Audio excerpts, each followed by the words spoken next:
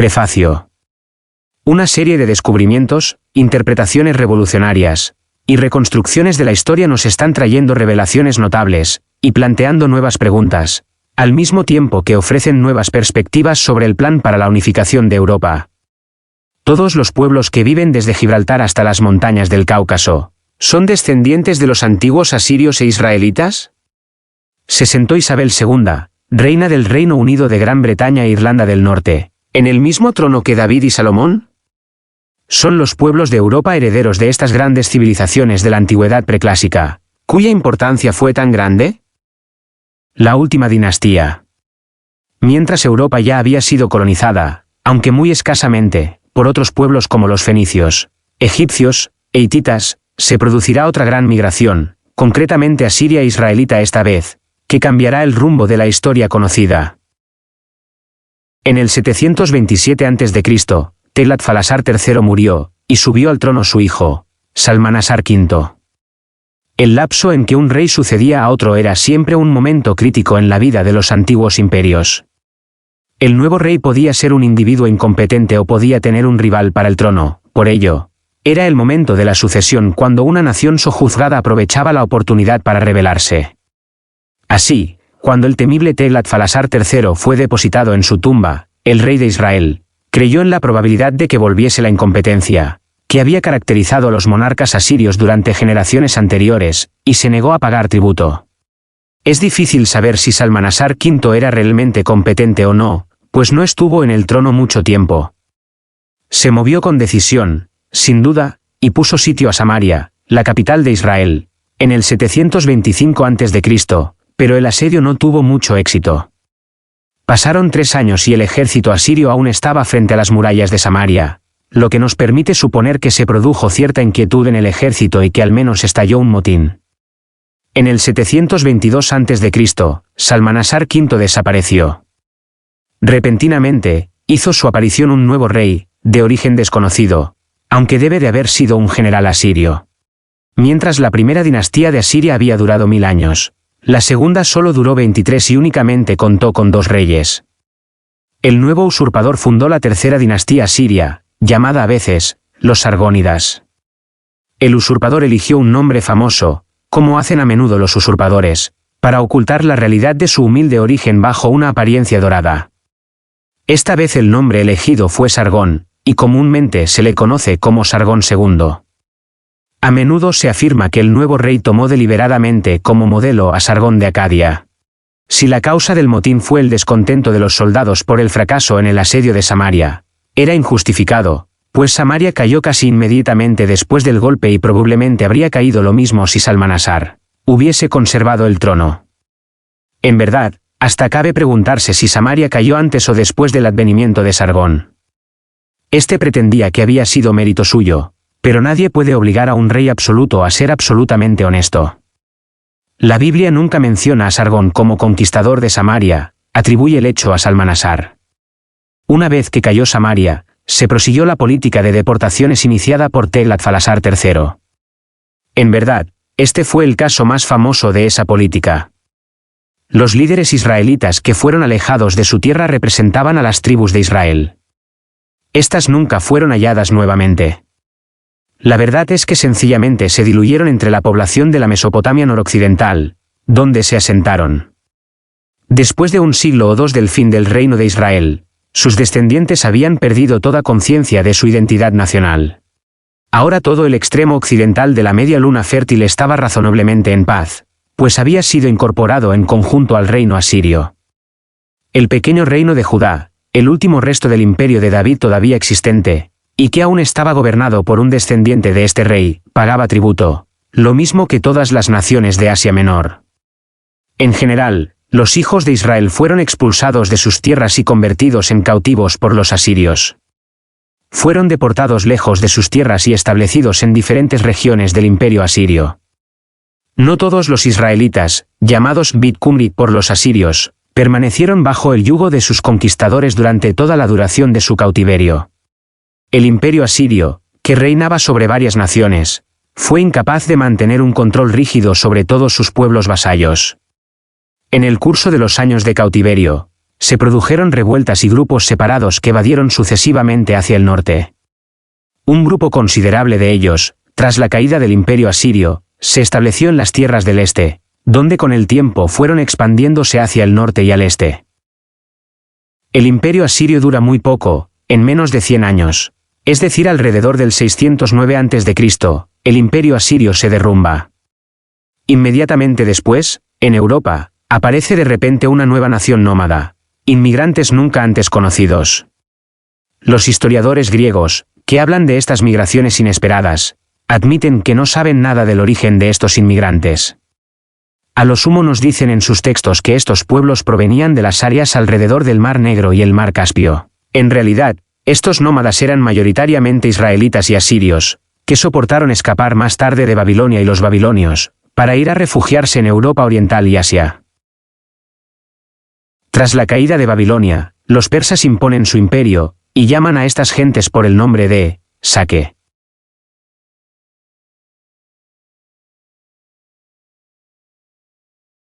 Los cimerio-escitas y la conexión celta.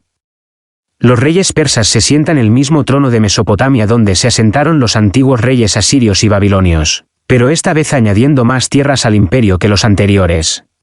Según la historia secular, los escitas eran una gran confederación de uniones tribales de habla iraní, o encabezadas por una élite político-militar de habla iraní, conocidas en fuentes clásicas desde alrededor del siglo VIII a.C., en el momento en que migraron a la zona esteparia del Póntico Norte. Estas tribus aparecen justamente en los registros escritos después de la deportación de Israel, y demás pueblos por parte de Asiria. Al igual que con sus predecesores, la historia secular no tiene claro de dónde migraron los escitas. Organizados en confederaciones supratribales, los guerreros escitas realizaron incursiones e invasiones en toda regla desde el norte del Cáucaso hasta Media, y Asiria en el norte de Mesopotamia, llegando hasta Palestina y Egipto durante el periodo 670-610 a.C. Después de sufrir grandes derrotas hacia fines del siglo VII, transfirieron su lugar de poder a la región del Póntico Norte. La palabra griega, escita, deriva del persa, sake. Los persas realizaron una campaña militar ordenada por el rey Darío I contra la Escitia europea en el 513 a.C. Los escitas eran pueblos de lengua iraní que habían invadido Media, se rebelaron contra Darío I, y amenazaron con interrumpir el comercio entre Asia Central y las orillas del Mar Negro, ya que vivían en el territorio entre aquel mar y los ríos Danubio y Don. Los escitas lograron evitar una confrontación directa gracias a su estilo de vida móvil y su falta de asentamientos, mientras que los persas sufrieron fuertes pérdidas por la táctica de tierra arrasada del enemigo. Sin embargo, los persas lograron conquistar gran parte de sus zonas cultivables y dañar a sus aliados, obligándolos a respetar su poderío militar. Darío I detuvo su avance para impedir más bajas y construyó un sistema defensivo.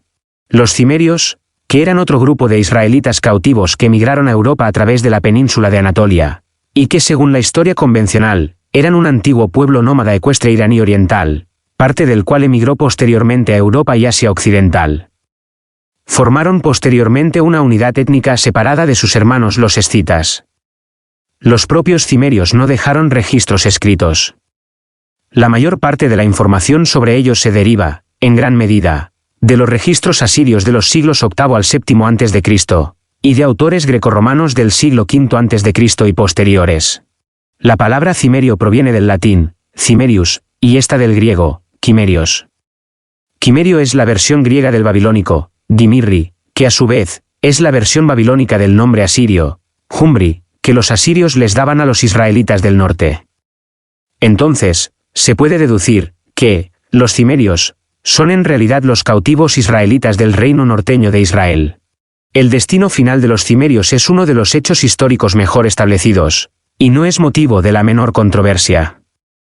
La historia nos asegura que los cimerios emigraron hacia el oeste, y se establecieron en las tierras de lo que hoy llamamos y conocemos como Francia, Dinamarca, los Países Bajos, Alemania, Gales, Gran Bretaña e Italia. A finales del siglo IV a.C., una nueva población se extendió por la Galia, no llegó en masa, sino en el curso de una serie de invasiones. Las dos principales se produjeron al principio y al final del período. Los invasores se llamaron a sí mismos quimerios, o cimerios, donde los romanos tomaron el término, cimbri, para designar a los cimerios. En Dinamarca encontramos un puerto que originalmente se llamaba Cimbrihavn, y que para nosotros sería el puerto de Cimbri. Jutlandia era también conocida como Chersonesus Cimbrica.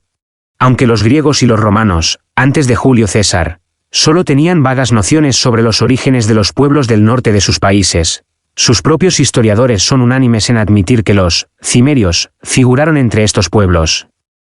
Además, Thierry afirma este punto de una manera bastante notable. Efectivamente, escribe, 2 testigos históricos que datan de la época de Alejandro Magno atestiguan la existencia de un pueblo llamado Cimeri, o Cimbri, en la costa del Mar del Norte, en la península que más tarde llevará el nombre de Jutlandia, Dinamarca. Y además, los eruditos reconocen la identidad de las palabras Cimeri y Cimbri, que ambas pertenecen a un género diferente al de las lenguas griega y latina. Historia de los galos, Thierry, página 56. Las tribus belgas del norte de lo que hoy es Francia eran cimbrios que habían cruzado el Rin, es decir que los primeros belgas eran de origen cimerio. Los escritores antiguos hablaron de todos los galos como Cimbri, y los identificaron con los cimerios, de una fecha anterior. El nombre, Cimerios, significa cimerio, y Toxamis, es una variación de Toxaris, que era un héroe escita en la literatura clásica. Más tarde, la región de Holanda, donde Piteas informó de la presencia de escitas desde alrededor del 300 a.C., se conocería como Toxandria, y una tribu de belgas se llamaría Toxandri. Toxandria es el nombre clásico de una región entre los ríos Mosa y Escalda en los Países Bajos y Bélgica.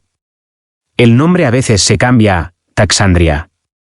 Las figuras llamadas Toxamis y Cimerios fueron representadas en un jarrón antiguo descubierto en Italia. Dicha ilustración es la de los escitas, que a temprana edad comenzaron sus incursiones en Europa. El Dr. Guest menciona los siguientes puntos con respecto a los celtas. Dice que los primeros griegos emplearon el término Cimeri como nombre general para las razas celtas. Estos Cimeri vivían hasta el límite más lejano del océano que fluye profundamente. Con eso, quiso decir que vivían en la parte occidental de Europa, cerca del océano Atlántico. Menciona que los celtas o Cimeri vivieron en lo que hoy es España y llamaron a un pueblo allí Cimeris. El Dr. Guest dice que Heródoto afirmó que los Cimeri vivían anteriormente en Crimea y en las estepas, que se extendían desde el Don hasta el Dnieper.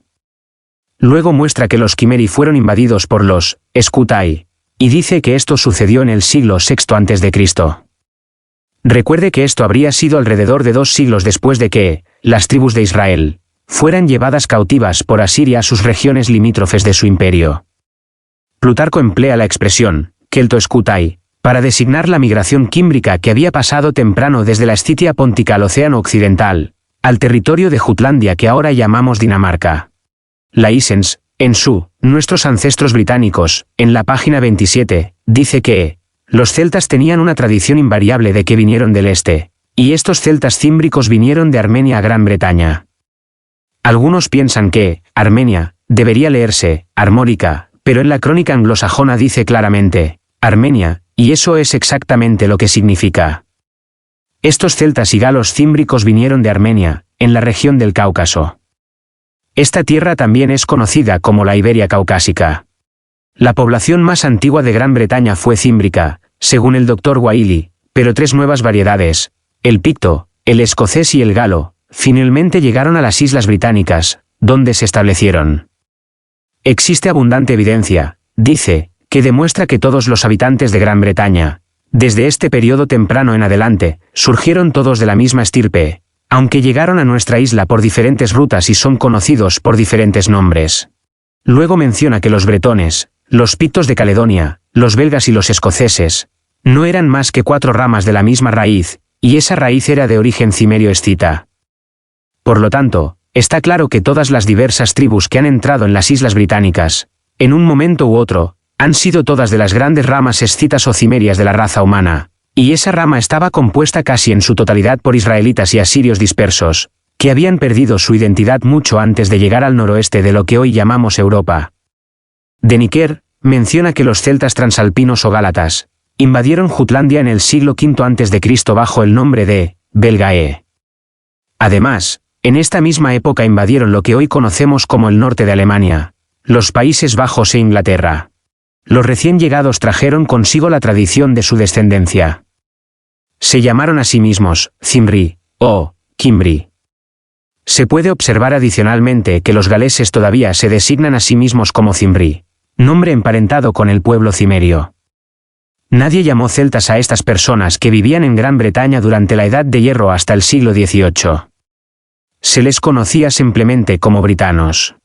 Hace muchos años, durante la época griega, Piteas llamó a estas islas del norte de forma colectiva, Hai Britanniae, que se traduciría literalmente como las Britanias. Había realizado un viaje de exploración por las islas británicas, entre el 330 y el 320 a.C. y las había visto con sus propios ojos. Estos britanos, rebautizados como celtas en el siglo XVIII por historiadores y arqueólogos, se convirtieron en una población romano-britana en el año 43 después de Cristo, cuando los romanos invadieron Gran Bretaña y conquistaron a los britanos que vivían allí. El nombre Albión, generalmente dado por los primeros griegos a la isla de Gran Bretaña, era una denominación nativa, aparece por primera vez alrededor del 322 a.C., pero aparentemente, Gimilco ya conocía la isla 2 siglos antes. Al parecer, el más antiguo nombre de la isla fue Quimeria. Gimilco fue un navegante y explorador cartaginés, que vivió a finales del siglo VI o principios del V a.C. El nombre Quimeria, sin duda, proviene del babilónico, Dimirri, de los monumentos asirios. Los griegos, adoptando su propia designación, los llamaron quimerios, y los latinos, cimerios. Ya hemos visto que los Dimirri, de los monumentos asirios, son las mismas personas que los Bet Humri, la casa de Umri, que fue la última dinastía israelita que gobernó el reino norteño de Israel. Con el tiempo, la memoria de su linaje común se perdió, y las tribus o naciones de formación posterior, conocidas bajo el nombre de sus ancestros más próximos, comenzaron a pesar mucho sobre las razas címbricas anteriores. Que este grupo humano sea conocido como quimerios, es una hermosa ilustración de cómo puede llegar a persistir un nombre antiguo, porque el término Cimbri no es otra cosa que la forma más antigua de Omri, el rey de Israel, muy ligeramente modificada. Esta forma modificada sigue con nosotros en el distrito de Inglaterra conocido como Cumberland. Una vez más tenemos una ligera variación del nombre original por la introducción de la consonante B, de modo que la tierra de Umri, Umriland, deviene Cumberland.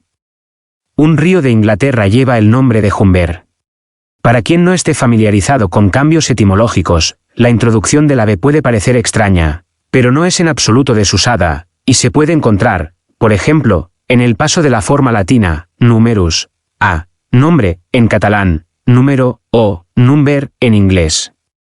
Parece que los israelitas y asirios eran un grupo humano agitado, generalmente en movimiento y sumamente belicosos.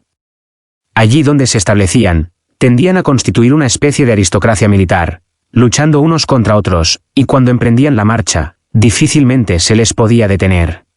Mientras, en Italia fueron designados como los umbros, nombre en el que de nuevo discernimos la forma original, Omri, mientras que la B se insertó exactamente de la misma forma que hemos observado en la palabra Cumberland.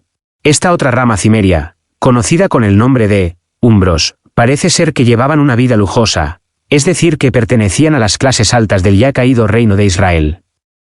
Estos se asentaron en la península itálica, y posteriormente formaron un elemento importante para el desarrollo del pueblo romano. Estos trajeron una variante del alfabeto greco-fenicio, el senado, sofetim, y el comercio marítimo, así como la construcción de buques y viviendas. Los umbros formaban parte de la división dispersa de la Casa de Omri, la última dinastía de Israel. Vivieron en el norte y centro de lo que hoy es Italia. En el libro de Kephart, Razas del Hombre, leemos sobre los etruscos que invadieron el norte de Italia desde Tiro, Fenicia, y llevaron a los Umbri al centro de Italia. Se nos informa además que los Volsci eran una rama de los Umbri, en el centro de Italia.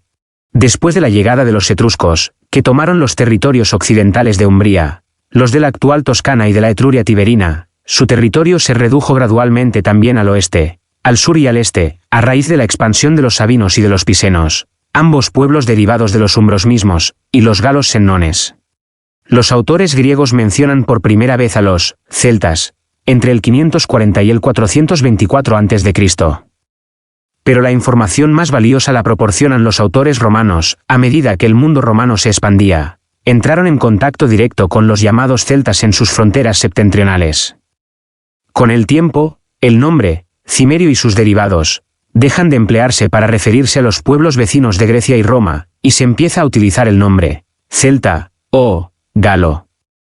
Los nombres, cimerios y celtas, son simplemente diferentes nombres para la misma rama cimeria del gran pueblo escita que emigró a Europa. Antes de concluir nuestro estudio de la rama cimeria de los israelitas y asirios dispersos, examinemos más de cerca a las personas que fueron conocidas en la historia convencional como los celtas. Para empezar, el concepto de pueblo celta es una reinterpretación moderna y algo romántica de la historia. Los celtas eran tribus beligerantes que, sin duda, no se consideraban un solo pueblo en aquella época ni tampoco se llamaban celtas a sí mismos. Los celtas, tal y como los consideramos tradicionalmente, existen en gran medida en la magnificencia de su arte y en las palabras de los romanos que lucharon contra ellos.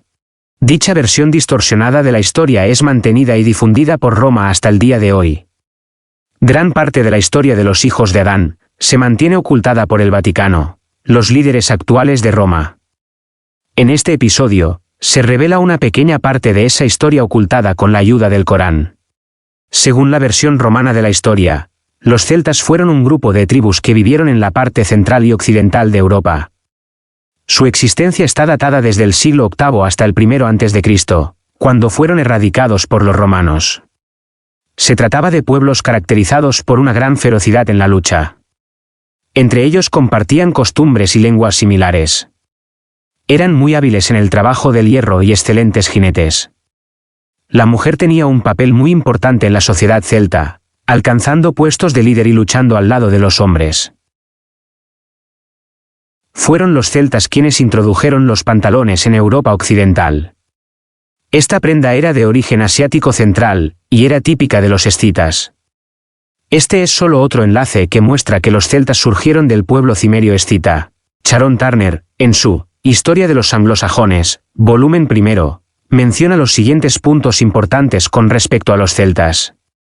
En primer lugar, muestra que los keltoi eran una de las ramas de la estirpe quimeriana.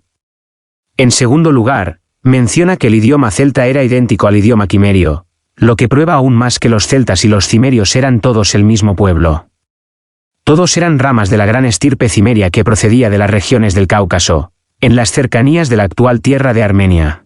Cuando consideramos todos los puntos que hemos visto mencionados por todos los diferentes autores, aquí está la imagen que surge: los celtas, cimerios, galos, gálatas, gaélicos, y otros pueblos que asolaron y poblaron gran parte de Europa en siglos pasados fueron definitivamente un pueblo estrechamente relacionado. Todos eran simplemente ramas diferentes del mismo tronco cimerio escita. Si bien los registros históricos de los cimerios solo aparecen en el escenario de la historia mundial durante un breve periodo, durante el siglo VII a.C., numerosos pueblos posteriores como los llamados celtas y germánicos, tienen entre sus tradiciones la de que descienden de los cimerios y escitas, y algunos de sus nombres étnicos han corroborado dicha creencia, como por ejemplo el término cimerio y sus variantes en toda Europa.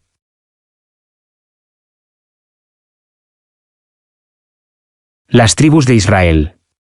En este capítulo, se han identificado una parte considerable de las tribus de Israel, como por ejemplo las tribus de Zebulón, José y Benjamín, como los ancestros de una parte de la población de Alemania, Austria, Países Bajos, Bélgica y el oeste de Polonia. Se informa que Piteas, cerca del 325 a.C., describe a Holanda como poblada por los escutai, es decir, escitas.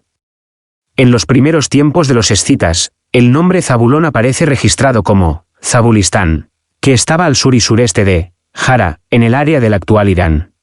También, Zabulón es identificable con Holanda por algunos estudiosos. De manera similar, Zabulón, aunque dominante en Holanda, también está representado por Halland, de la costa suroeste de Suecia, y por Halen, en Noruega, cuyos nombres provienen de Elón, el hijo de Zabulón, al igual que el nombre de Holanda. El nombre hebreo, Elón, proviene del verbo hebreo, hala, que quiere decir roble, arboleda y fuerte. Una parte considerable de los holandeses y alemanes descienden de Zabulón y de José. Un pueblo llamado Sabalín Goy fue registrado por Ptolomeo en el sur de Jutlandia y el norte de Frisia en Holanda. Este nombre, Sabalín Goy, es identificado como el pueblo de Zabulón. El nombre, Sabalín Goy, en hebreo, significa gente de Zebulón, ya que en los dialectos del norte, Sabalín y Zebulón habrían sido pronunciaciones alternativas del mismo nombre. La Z fue reemplazada por Gese, y Goy significa gente en hebreo. Los Sabalín Goy estaban al norte de los Sigulones, cuyo nombre en hebreo significa elegidos, y de los sajones. Sarid era hijo de Zabulón, al igual que Gelón, o Elón. Los Sardinoi de Sarid fueron identificados como habitantes de Holanda. Desde Jutlandia y Escandinavia, hubo varias olas de migración hacia el área de la cercana Holanda, especialmente hacia Frisia, por lo que los Sabalín Goy se mudaron a la región de los Países Bajos. De hecho, se puede interpretar que Ptolomeo ubica a los Sabalín Goy en el norte de Frisia y, por lo tanto, en Holanda. Se dice que el pueblo suevo era originario del mar Báltico. Una de sus tribus, los alamanes, se fueron desplazando hasta llegar a los campos de Cumanos, actualmente en la Alemania sudoccidental. El nombre Suabia deriva de la tribu de los suevos. En la Edad Media se formó el Ducado de Suabia, uno de los ducados raíz alemanes, representando el territorio de Alemania, cuyos habitantes indistintamente se llamaban Alemani o Suebi, en alemán, Schwaben. El Ducado de Suabia formó parte del Sacro Imperio Romano Germánico. Otras tribus que poblaron la actual Alemania fueron los teutones. Se ha identificado esta tribu como los descendientes de Tagta, un hijo de Efraín, y este, hijo de José. La palabra, teutón, también, es un sinónimo coloquial para, germano o alemán. El nombre alemán para Alemania, es Deutschland, o, tierra de los teutones. La T inicial se cambió por una D. Finalmente, los descendientes de Zabulón, a través de los álanos de Elón, se fusionó con los suevos de Yasub, pronunciable como Yasueb, el hijo de Isaacar. Los osetios de hoy en día, que son los descendientes de los álanos que se quedaron en el Cáucaso, son racialmente hablando casi idénticos a los alemanes de hoy en día. Muchas de sus costumbres, modales, su apariencia física y otras cosas prueban esto más allá de toda duda. Muchos escritores han sostenido esta opinión. Existe una pequeña y decreciente minoría de rasgos rubios entre los osetios, una tribu cuyo habla aria está relacionada con la de los armenios. Existe una evidencia genética para respaldar la teoría de que las tribus germanas provienen de Armenia. Según la distribución del haplogroup protogermánico, R1b, en la región del Cáucaso, Armenia es la región con el más elevado portador del haplogrupo R1b. Además, la región del Cáucaso es la cuna del haplogroup R1b. Más tarde, estas personas conquistaron toda Europa occidental a través de graduales oleadas de migraciones. Manes, según el escritor romano Tácito, fue una figura en los mitos de la creación de las tribus germánicas. Manes es en lengua latina, en germano es Mannaz. Tácito escribió que Manes era el progenitor de varias tribus germánicas. Guido von List incorporó el mito de Manes en sus creencias ocultas que luego fueron adoptadas en las creencias ocultas nazis. Muy probable que Manes sea el vago recuerdo del nombre Manasés, el hijo del profeta José. El nombre de los frisones o frisios se remonta al nombre de Pérez, o Feris, el nieto de Manasés, por lo que los habitantes de la actual Frisia y Holanda son identificables en general también con José, el padre de Manasés. En tiempos bíblicos, tribus como Zabulón, Isaacar y Aser estaban estrechamente asociadas con Manasés, y parecería que este vínculo se repitió después de su exilio en las áreas de su reasentamiento. En todo caso, la identidad de los frisios debe estar estrechamente ligada a la de los pueblos que invadieron y poblaron las islas británicas. Los frisios o frisones son un pueblo que ahora se concentra en el norte de Holanda, pero que alguna vez se extendió a lo largo de la costa desde Escandinavia, a través de Holanda, Bélgica y Francia. Los anglos y los sajones, antes de que, junto con otros pueblos del norte, invadieran Gran Bretaña en la década de 450 después de Cristo. Habían residido, al menos en parte, durante unos 200 años en Holanda, especialmente en Frisia. Algunos de los jutos también habían estado en Frisia. El historiador bizantino Procopio dijo que los frisones eran un elemento importante entre los invasores de Gran Bretaña. Siguieron varios siglos en los que la población fluctuó mucho. Hacia el año 200 después de Cristo los francos invadieron. Los anglos, los sajones y los jutos de Jutlandia invadieron la tierra en 450-500 después de Cristo. En consecuencia, los frisones, junto con otros, participaron en las invasiones anglosajonas. Después del 600 después de Cristo, la influencia franca se reafirmó. En términos generales, la Holanda moderna tiene frisones en el norte, sajones en el este y francos en el sur. También tiene importantes continentes de hugonotes franceses, judíos sefardíes, askenazíes y euroasiáticos de sangre mixta. En otras palabras, la población es de orígenes mixtos como las poblaciones de la mayoría de los países vecinos. Esto no contradice el hecho de que una buena proporción de la gente, si no la mayoría, son descendientes de Israel. Se ha demostrado lo suficiente para probar que a menudo grupos de trasfondos divergentes que convergen en un mismo lugar, se revelan aun teniendo originalmente la misma identidad tribal. Actualmente, los frisones son un grupo étnico germánico que habita las regiones costeras de los Países Bajos y el noroeste de Alemania. Habitan un área conocida como Frisia, y se concentran en las provincias holandesas de Frisia y Groningen, y en Alemania, Frisia Oriental y Frisia del Norte, que formaba parte de Dinamarca hasta 1864. Los idiomas frisones son hablados por más de 500.000 personas. El frisón occidental se reconoce oficialmente en los Países Bajos, en Frisia, y el frisón del norte y el frisón de Saterland se reconocen como idiomas regionales en Alemania. Dentro de la tierra de Israel, las tribus de Rubén, Gad, y la mitad de Manasés, en una etapa temprana, habían expandido anteriormente sus territorios hasta, y quizás, incluso, más allá del río Éufrates. Secciones de otras tribus israelitas, incluso Benjamín, también se encontraban en las áreas israelitas entre los ríos Jordán y Éufrates. Ptolomeo en su mapa de Arabia registra la existencia de clanes israelitas y nombres territoriales en áreas contiguas al Éufrates. Entre estos nombres están Balagea y Belginaea. Estas tribus llegaron, junto con las demás, a Europa. Algunas tribus belgas, en los años 100 a.C., enviaron colonos desde su base en el norte de la Galia al sur de Gran Bretaña, donde Ptolomeo lo registró. Los belgas dieron su nombre a Bélgica.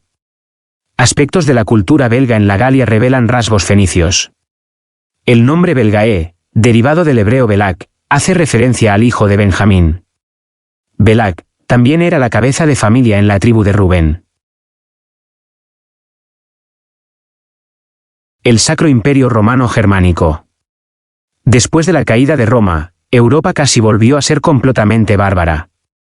Lo que destruyó este camino fueron los francos, irónicamente otra tribu germano-celta que adoptó el gobierno imperialista romano, el alfabeto latino y un alto grado de cultura romana, incluido el cristianismo romano, para garantizar un control dinástico más duradero de una gran área por parte de una familia franca en particular. Carlomagno, el cenit de esta familia, creó un gran imperio en Europa occidental siguiendo un modelo romano.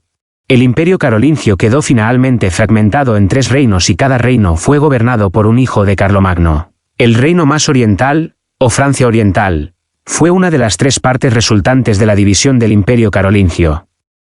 El rey que gobernó Francia Oriental, perteneciente a la casa carolingia, quedó sin descendientes, por lo que las tribus germanas colocaron a la casa de Sajonia en el poder. El llamado Sacro Imperio Romano Germánico se formó en el 962, bajo la dinastía sajona a partir de la antigua Francia Oriental. Debido a su naturaleza prenacional y supranacional, el imperio nunca se convirtió en un estado-nación moderno, como en el caso de Francia, por lo que nunca se desarrolló un sentimiento nacionalista integral. El imperio mantuvo una organización monárquica y corporativa, dirigida por un emperador y los estados imperiales con muy pocas instituciones comunes. El poder del imperio no se encontraba únicamente en manos del emperador romano germánico, ni de los príncipes electores, o de un conjunto de personas como la dieta imperial. Por ello, el imperio no puede ser entendido como un estado federal ni como una confederación. Tampoco era una simple aristocracia u oligarquía. No obstante, presenta características propias de todas estas formas estatales. El Sacro Imperio fue una institución única en la historia mundial, y es por ello que la forma más sencilla de entenderlo sea quizás mostrando sus diferencias respecto a otras entidades más comunes. Nunca tuvo vocación de convertirse en Estado-nación. Solo buscó integrar naciones en un solo concepto sagrado de naciones renacentistas, con bases católicas cristiano-romanas con un mismo propósito común, a pesar del carácter germánico de la mayor parte de sus gobernantes y habitantes. Desde sus inicios, el Sacro Imperio estuvo constituido por diversos pueblos, y una parte sustancial de su nobleza y cargos electos procedía de fuera de la comunidad germano-hablante. En su apogeo, el imperio englobaba la mayor parte de las actuales, Alemania, Austria, Suiza, Liechtenstein, Bélgica, Países Bajos, Luxemburgo, República Checa y Eslovenia, así como el este de Francia, norte de Italia y oeste de Polonia. Y con ellos sus idiomas, que comprendían multitud de dialectos y variantes de lo que formarían el alemán, el italiano y el francés, además de las lenguas eslavas. Por otro lado, su división en numerosos territorios gobernados por príncipes seculares y eclesiásticos, obispos, condes, caballeros imperiales y ciudades libres hacían de él, al menos en la época moderna, un territorio mucho menos cohesionado que los emergentes estados modernos que tenía a su alrededor. A diferencia de las confederaciones, el concepto de imperio no solo implicaba el gobierno de un territorio específico, sino que tenía fuertes connotaciones religiosas, de ahí el prefijo sacro, y durante mucho tiempo mantuvo un fuerte ascendiente sobre otros gobernantes del orbe cristiano. Hasta 1508, los reyes alemanes no eran considerados como emperadores hasta que el Papa los hubiese coronado formalmente, como tales. Desde su creación, el Sacro Imperio se convirtió en la entidad predominante en la Europa central durante casi un milenio hasta su disolución en 1806. Cristianizados en el siglo VIII, los Países Bajos formaron parte del Imperio de Carlomagno y del Sacro Imperio Romano Germánico antes de obtener, durante la época de las Cruzadas, cierta independencia del poder central. Un estatus que les permitió desarrollar su comercio y gobernar, por sí mismos, sus ciudades. En 1015 surgen los primeros condes de Holanda. En el siglo XIV, los Países Bajos pasan a formar parte de la Casa de Borgoña, y en el siglo XV, de los Habsburgo. Así, cuando Carlos V abdica a favor de su hijo Felipe II, los Países Bajos quedan bajo el dominio de España. Aunque la casa reinante de Holanda se remonta al año 1403, se reconoce al conde de Nassau, Guillermo de Orange, como el verdadero fundador de la Casa Real holandesa, y del Estado por su liderazgo en la lucha por la independencia contra el rey de España. Con frecuencia, el país es conocido como Holanda, por el nombre de su región histórica más influyente o relevante, situada en la parte occidental del país. El idioma oficial de los Países Bajos es el neerlandés, en español también conocido tradicionalmente como holandés. El holandés es la tercera lengua germánica más hablada después del inglés y el alemán. En la provincia de Frisia tienen además una segunda lengua oficial, el frisio, y en Limburgo se habla el limburgués. Los Países Bajos, que comprendían a Holanda, Bélgica y Luxemburgo, habían pertenecido a Austria durante la Edad Media, y en el siglo XVI fue España las que los tuvo bajo su dominio. La Paz de Westfalia, firmada el 30 de enero de 1648, confirmó la independencia de las Provincias Unidas respecto a España y Alemania. Los neerlandeses ya no se consideraban a sí mismos más como alemanes desde el siglo XV, pero permanecieron oficialmente como parte del Sacro Imperio Romano Germánico hasta 1648. La identidad nacional se formó principalmente por la provincia de la que procedía la mayoría de la población. Puesto que los Países Bajos eran con diferencia la provincia más importante, la República de las 7 provincias llegó a ser conocida como Países Bajos en el extranjero. Los holandeses fundaron colonias en Nueva Ámsterdam, hoy Nueva York, Sudáfrica y las Indias Orientales neerlandesas. El mayor asentamiento neerlandés en el extranjero fue la Colonia del Cabo, fundada por Jan van Riebeeck, en nombre de la Compañía Neerlandesa de las Indias Orientales, en Ciudad del Cabo en 1652. Además, algunas antiguas colonias portuguesas fueron conquistadas por los neerlandeses, principalmente en el nordeste de Brasil, Angola, Indonesia y Ceilán. Debido a estos acontecimientos, el siglo XVII lleva el sobrenombre de la Edad de Oro de los Países Bajos. El territorio de los Países Bajos fue incorporado al primer imperio francés, bajo el reinado de Napoleón I desde 1810 hasta 1814. Después se formó el Reino Unido de los Países Bajos, que incluía a las actuales Bélgica y Luxemburgo. El Congreso de Viena aportó dos importantes cambios: se perdió el dominio colonial sobre Indonesia, y se unificaron el norte y sur de los Países Bajos. Las tensiones entre el norte y el sur, entre otras causas por la diferencia religiosa, provocaron que en 1830 los belgas se declararan independientes. En 1830, Bélgica se independizó finalmente de los Países Bajos, y el rey Leopoldo I se convirtió en rey de los belgas.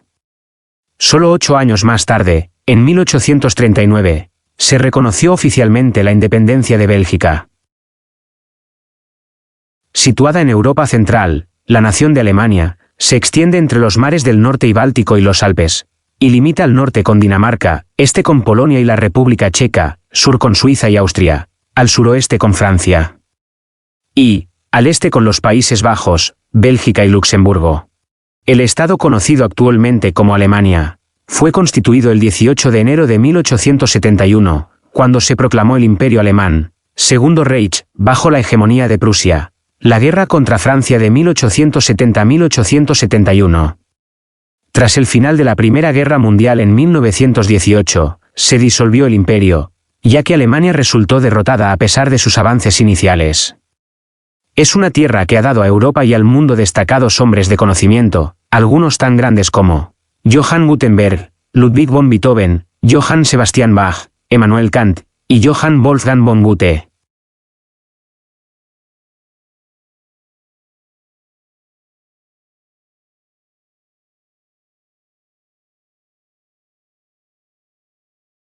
Reminiscencias semíticas en las lenguas germánicas.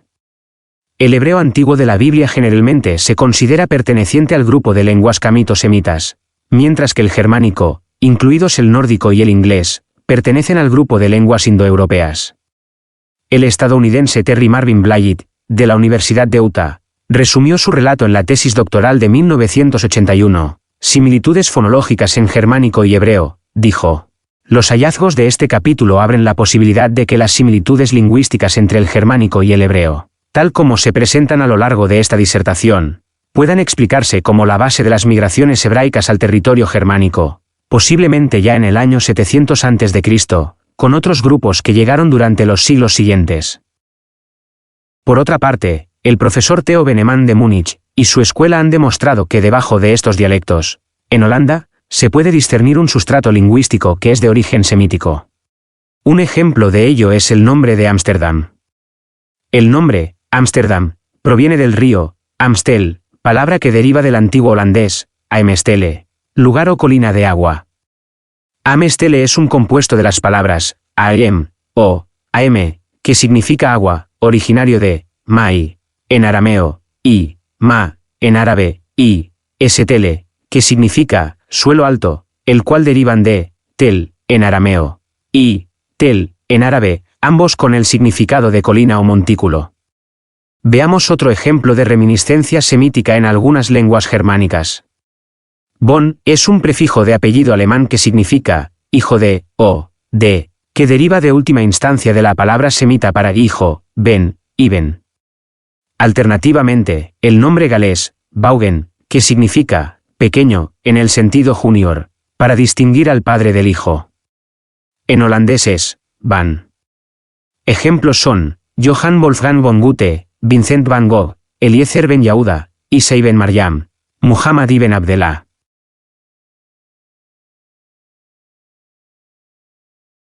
Joram van Klaveren nació el 23 de enero de 1979 en Ámsterdam.